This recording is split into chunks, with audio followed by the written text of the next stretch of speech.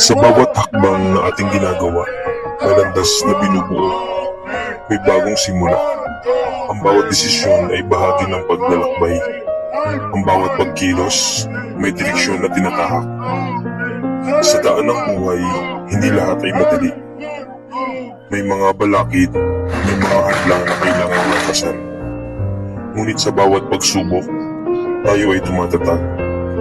Bawat hakbang ay nagbibigay aral at tapang. Ang pagkadapa ay parte ng proseso, hindi tutunda ng kahinaan, kundi ng pagsusumikap. Sa bawat pagsubok, may lakas na taglay. Ang bawat pagkabigo ay hakbang patungo sa tagumpay.